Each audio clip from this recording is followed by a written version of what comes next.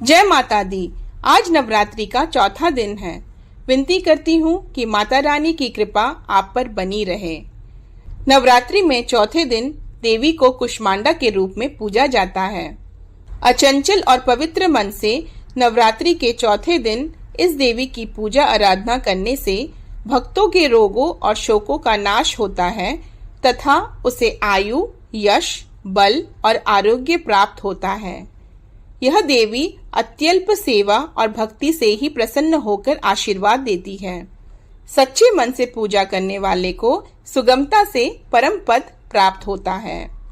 सनातन शास्त्रों में वर्णित है कि प्राचीन काल में त्रिदेव ने सृष्टि की रचना का संकल्प लिया। उस समय संपूर्ण ब्रह्मांड में घना अंधकार व्याप्त था। समस्त सृष्टि एकदम शांत थी। न कोई संगीत, न कोई ध्वनि, केवल एक गहरा सन्नाटा था। इस स्थिति में त्रिदेव ने जगत जननी आदिशक्ति माँ दुर्गा से सहायता की याचना की। जगत जननी आदिशक्ति माँ दुर्गा के चौथे रूप माँ कुष्मांडा ने तुरंत ही ब्रह्मांड की रचना की। कहा जाता है कि माँ कुष्मांडा ने अपनी हल्की मुस्कान से सृष्टि का निर्माण किया। माँ के चेहरे पर फैली मुस्कान से संपूर्ण ब्रह्मांड प्रकाशमय हो गया।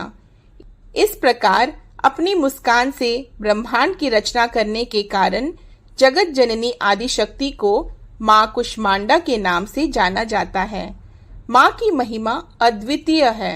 माँ का निवास स्थान सूर्यलोक है। शास्त्रों के अनुसार माँ कुष्मांडा सूर्यलोक में निवास करती हैं। ब्रह्मांड की सृष्टि करने वाली माँ कुष्मांडा के मुखमंडल पर जो तेज है वही सूर्य को प्रकाशवान बनाता है। माँ सूर्यलोक के भीतर और बाहर हर स्थान पर निवास करने की क्षमता रखती हैं। माँ के मुख पर एक तेजमय आभा प्रकट होती है जिससे समस्त जगत का कल्याण होता है। उन्होंने सूर्य के समान कांतिमय तेज का आवरण धारण किया हुआ है। यह तेज केवल जगत जननी आदिशक्ति माँ कुष्मांडा द्वारा ही संभव है। इनके ही तेज से 10 दिशाएं आलोकित हैं। ब्रह्मांड की सभी वस्तुओं और प्राणियों में इन्हीं का तेज व्याप्त है। इस देवी की 8 भुजाएं हैं, इसलिए अष्टभुजा कहलाई। इनके 7 हाथों में क्रमशः कमंडल, धनुष, बाण, कमल पुष्प, अमृतपूर्ण कलश, चक्र तथा गदा है।